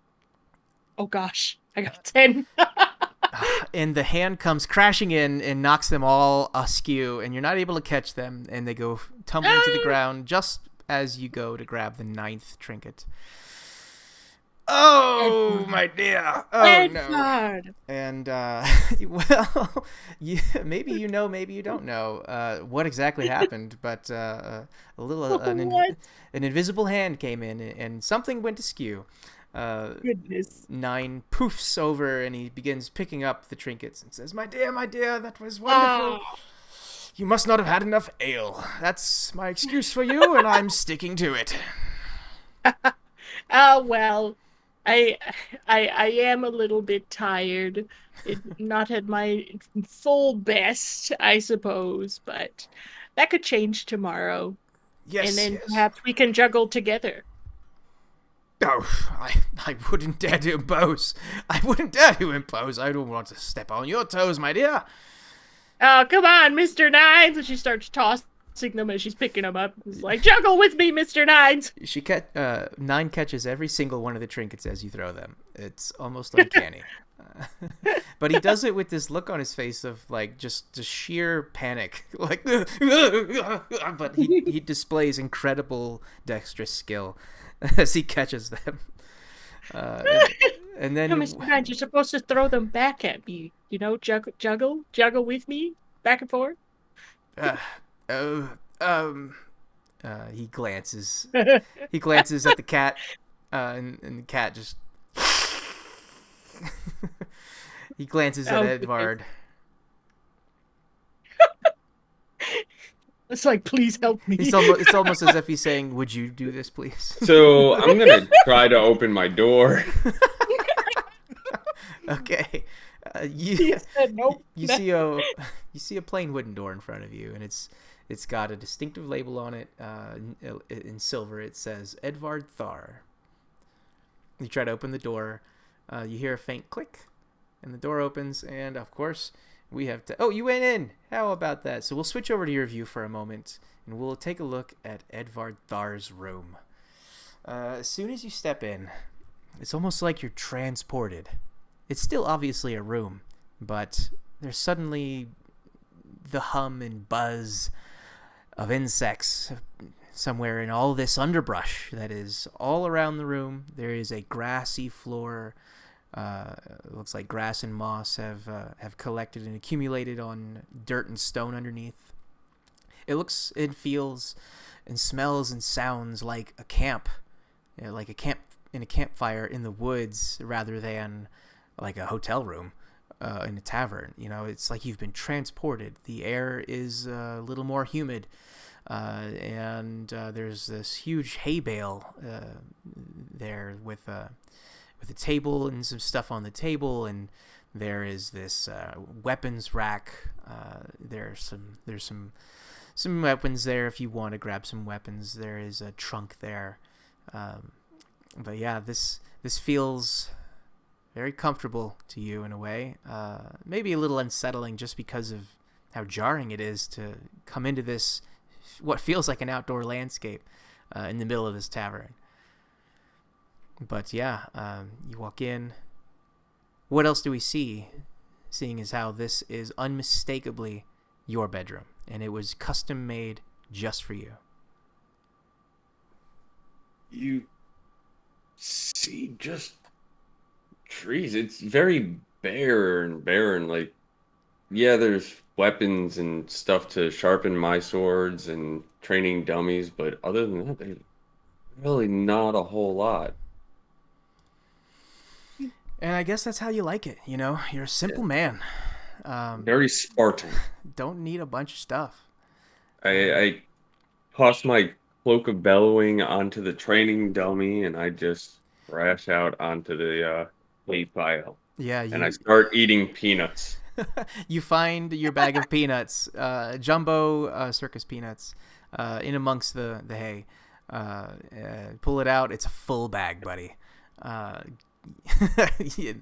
Lightly salted, a little sweet. They're delicious. Top shelf peanuts. Top shelf nuts. Glorious. We are fucking children sometimes. Yes. But yeah, this is your comfortable room. If you were to check the trunk, you would find that all of your belongings are in there. One of your hand axes is left in a stump. It looks like you may have been chopping wood. You don't remember doing it, yet there sits your hand axe. There's also some books. Is there anything that you like to read? Are you a reading man? The Art of War. It's there. It's there in a couple different translations. Sun Tzu does exist in this universe. I'm going to go up to the log pile, and at first I'm going to reach for my axe, but then I just grab a log and I Captain America rip one of them in half and throw them into the fire. No check required, buddy. The wood is dry and it is ripe for the ripping. So you pull it apart, you throw a couple logs in, they immediately crackle and pop. They catch immediately because it's just perfect. Like there's just something about this wood. It's like it was made for burning. Yeah, very comfortable. Do that, then I just start like meditating and focusing my mind on the task at hand, and eventually I pass out because I have no patience for meditation. Outstanding. At this point, I want to do something real quick. I just want to turn off line of sight, and I just want to see what happens. What do you guys see now? Rooms. Do you guys see see the whole bathrooms. tavern now? Everything is- Yes. Okay. Yeah. I just wanted to check on that because I've never done it before. So I did build this with bathrooms, but I forgot to put doors. So you guys cannot go to the bathroom. So please hold your rest. That's why we have not taken a break yet, because there are no bathrooms. I mean, to be fair, my room doesn't need a bathroom. It's the outdoors. You just go wherever. I mean, I'm a robot, so Please use the restrooms that were provided for you. So And you didn't provide a door. not my fault. You can break down the wall. When you gotta I go, you gotta immediate- go. I immediately start trying to break down the wall. Not the door, but the wall next to it. Oh my god. I want to let you guys know that we are nearing the end of our session for tonight. Is there anything else that you guys want to do before you guys turn in for the evening? I will let you know through a process of exploration and just observing the many talents of Nine, the barkeep. He always serves as a general store and a fully stocked tavern for any food and drink amenities, alcohol amenities, and any sort of mundane items you may want to purchase. I gave you guys each, I believe it was 500 gold pieces. Yes. So I wanted to give you guys a moment to shop. Is there anything you guys want to buy that you can afford with 500 gold pieces? I will let you know that magic items cost, the only thing you can really afford are uncommon magic items. You can spend 500 gold pieces to purchase one additional uncommon magic item. Or you can purchase any mundane items that you wish. If you can afford it, you can have it. And we can hash out all the details and counting up coins later. I think I'll know off the top of my head if something is really expensive, like a spyglass is supposed to be 1,000 gold pieces or something crazy like that. But this is your last chance to purchase mundane items, because in the morning, you guys will be waking up in another map. Yeah. I will definitely buy stuff for sure. Yeah. Okay. Surely Nine's got some like deals for us, right? Well, no one has really asked. I would love to find out because he doesn't take our money for food and drink, but like he says that the good deeds pay it all off. So, do we get discounts for those good deeds as well? My dear, you've been accruing discounts since you arrived. Although, had you been more dexterous with the trinkets, perhaps I would have been willing to make some additional stipulations for you. But that's all right. There's always tomorrow night if you come back, my dear. And he just gives a wry smile. Oh, yes, I do intend to come back, but I guess we can only hope, huh? Considering that I can barely remember. He laughs. He says, "Oh, my dear, we always intend to come back." And he poofs and appears behind the bar once again. I want to take a second to address Yagvin for two reasons. Number one, I don't think you were able to share your backstory with us. So did you want to maybe walk us through your story? It's okay if you don't. It's perfectly fine. But everybody else did, so I thought, if you want to maybe kind of be a team player here, that would be great. Yeah, sure. Yagvin, at the young age of 1, Yes. was magically created. He has no idea how he was made for a good 50 years of wandering around the Mithril Hall. And then finally found an answer through the dwarves that the god of the dwarves, Moradin, I think is how you pronounce her name, I think so.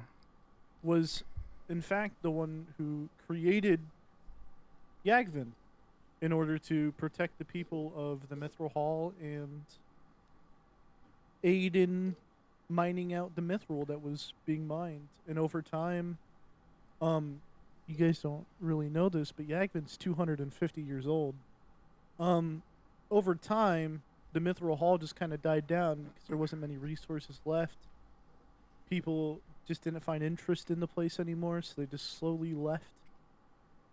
So after all the residents left and Yagvin spent a couple years there, he decided to leave and try to find other relics of the past or anything that was resembles what he was made, or if there's any other creations like him out there. Aw. I love all these stories. I think all I of you love guys it. are awesome. And I just realized now that we also kind of glanced over the backstory of Edvard Thar. I let you describe everything in the room, but I forgot to ask you about your background.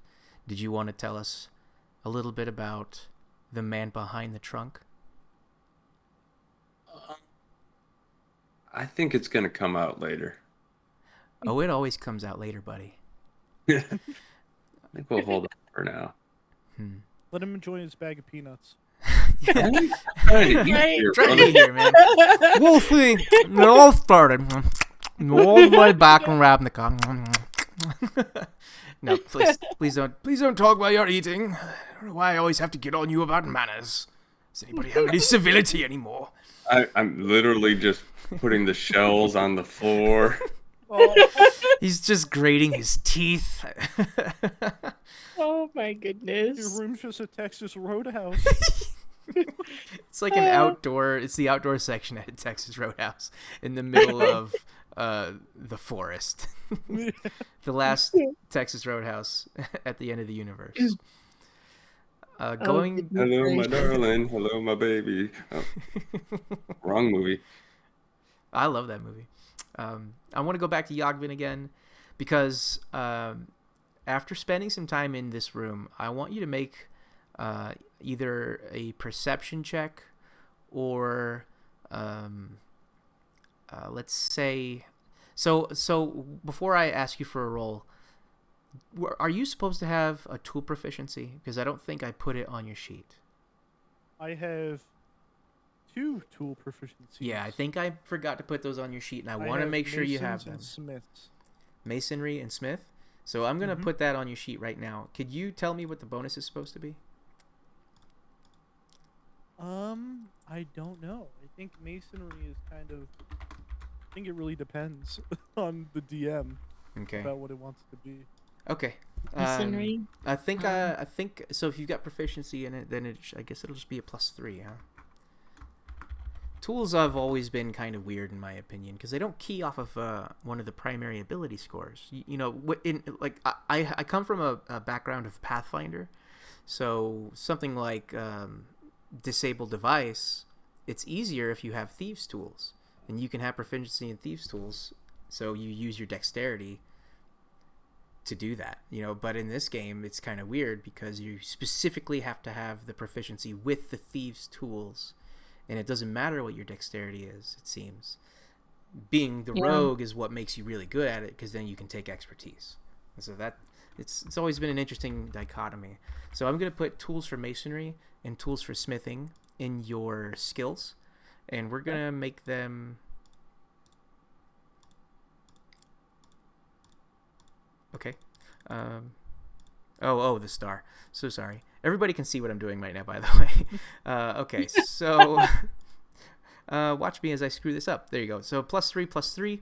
Now, what I want you to do is either give me a perception check or a smithing tools check, as you have spent enough time in this room to kind of get a clearer picture of what the heck has been going on in this room the last 5 days. I will do a smithing check. Okay.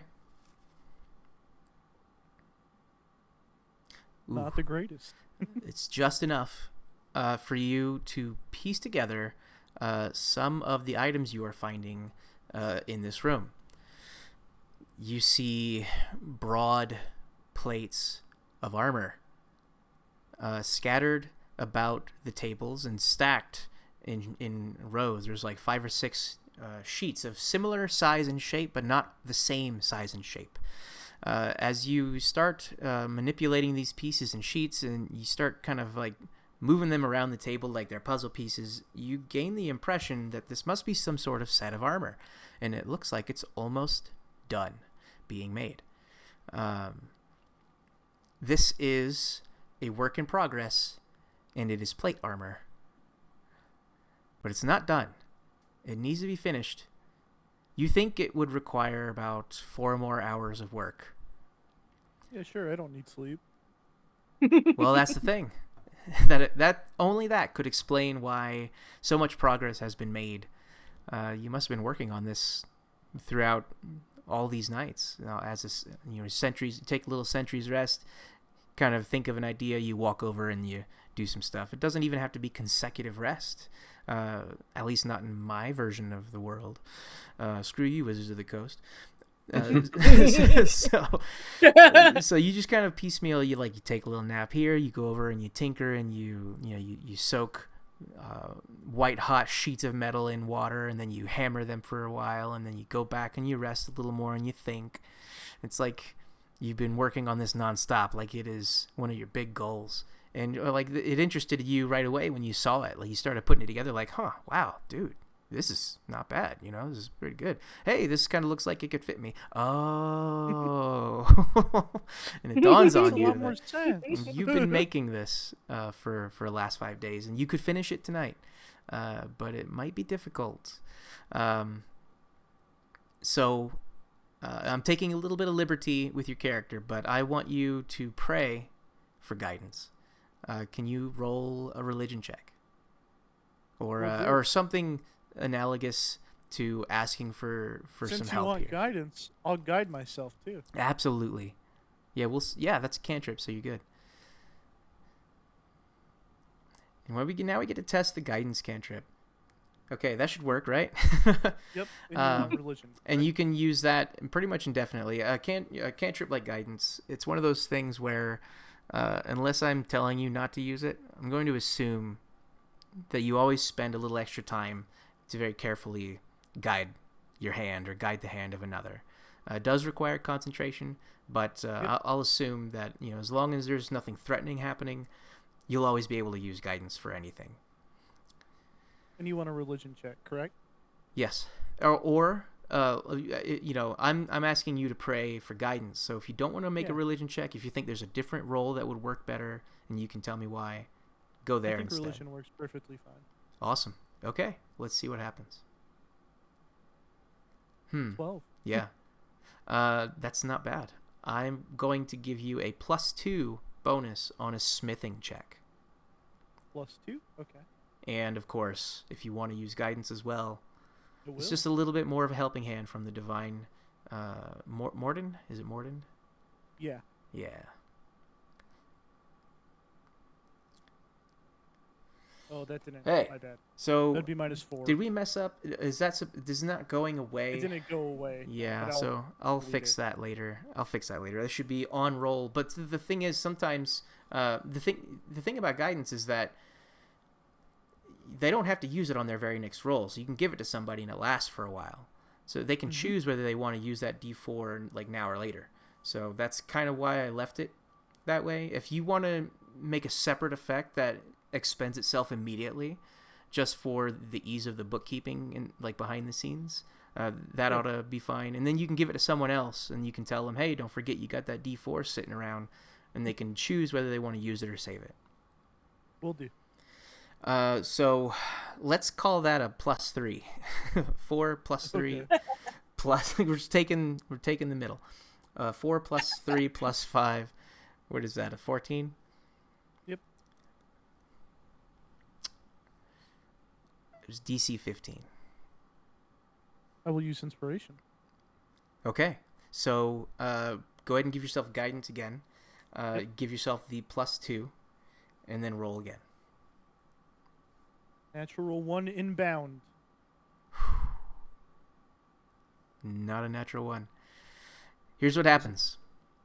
You spend some time here. You spend about 4 hours working. The door's closed. Nobody hears you working. Inside, it's loud. AC/DC's playing on the radio. Yeah. It's like an Iron Man movie coming together where at the end of it all, you conduct this.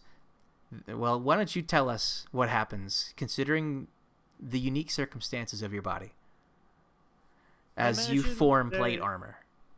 I imagine that Yagvin kind of separates it into chunks. So he makes like one plate, swaps it out with one that he's wearing quick to make sure that it fits, and then kind of tweak it to make sure there's no gaps or it's going to fall off. And he does that with all the pieces throughout the 5 hours or so that he makes smithing these plates together. Awesome.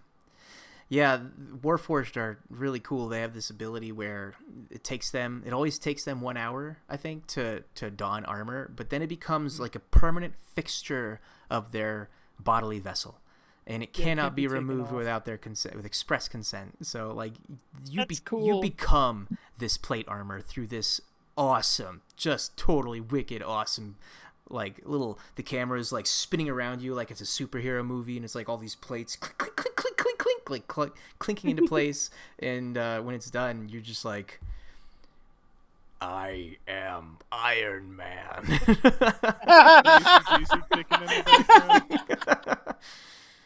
It's totally cool, and then blackout, and we start rolling the credits on the first episode of what I am calling affectionately Praetor's Gauntlet.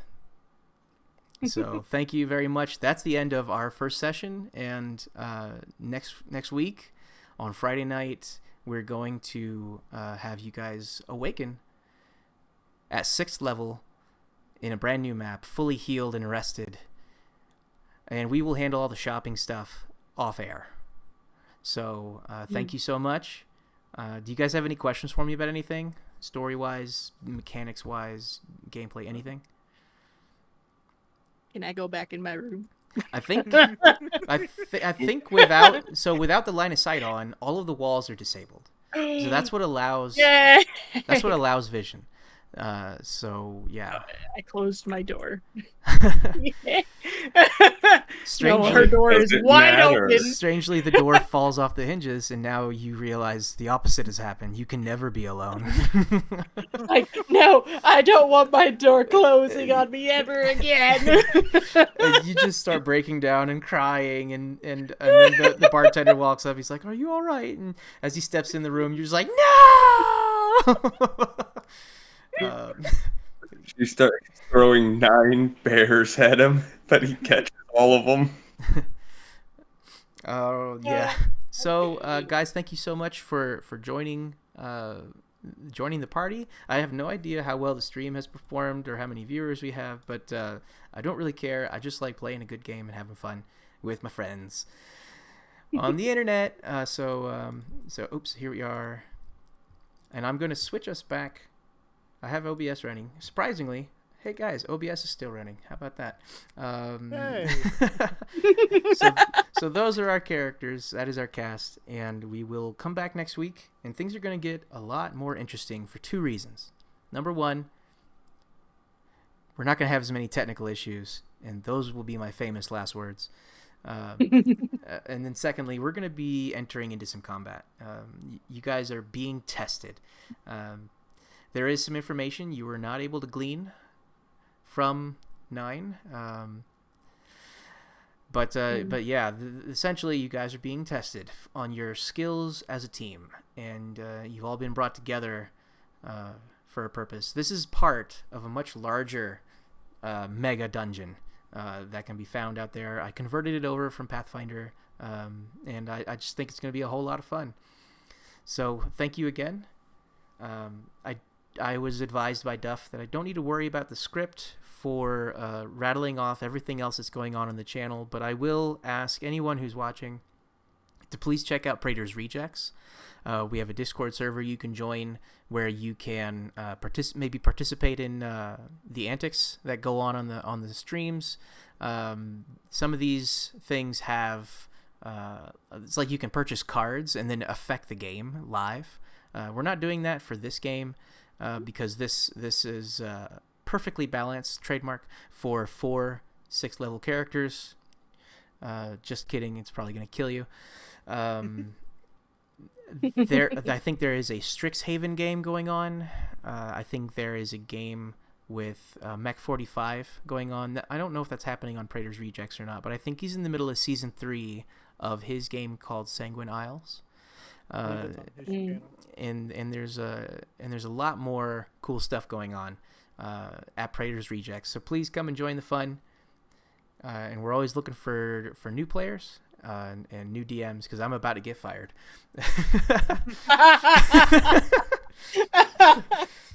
So if you guys have anything you want to say, anything you want to plug, any websites or artwork you want to share, now's the time. Otherwise, we're going to go ahead and roll the end credits and close it out for the night.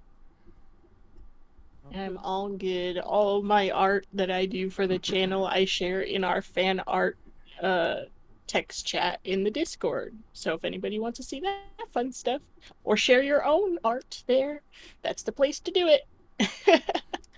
Wonderful. We do have a Tuesday podcast where I am DMing Rime of the Frost Maiden. Yes. Ooh, wonderful. I forgot about that, and I listened to about 5 or 6 episodes of that before I had to go on military duty, and it is an awesome show. Very immersive, really good, a fun cast of eccentric players. Highly recommended, and that is podcast only, right? That is on podcasting platforms like only, yeah, whatever you listen to podcasts on. Highly recommended. Wonderful. And one day I'm going to be able to go back and listen to some more of those, and it's so nice to just kind of sit on a podcast for a while that you like, because when you go back, it's like you have this marathon, and I like to listen to that stuff when I go running, and yeah, very cool show. Very awesome. Yeah. Oh, and we also have the YouTube channel where we post Savage Worlds stuff and East Texas University Savage Worlds stuff specifically. And then Saturdays there's the all ladies game, the Slave Lords. Are you a player? There's lots of stuff to catch on. Are you a player in the Slave Lords game? I'm not, no, but I did initiate it with Duff when it first began. Gotcha. So I was like temporarily in it for a hot second just to initiate it. But yeah, with whatever tickles your fancy, have a listen, have a watch. That's cool. And are you here just to initiate this? Like you're not coming back next week, right? Or are you coming back next week? Here? Me? I would love to come back next week. You kidding? Throughout the whole time. She's not going with us. Right? I just get left behind. Guys? Yeah, that's the thing. That's you don't have to show up if you don't want to, because we already have it as canon that you're stuck in your bedroom forever. She's stuck in a bedroom. We could just cut back to the other map every now and then. Roll another disable device check. No, that didn't work either. All right, back to the dungeon. No.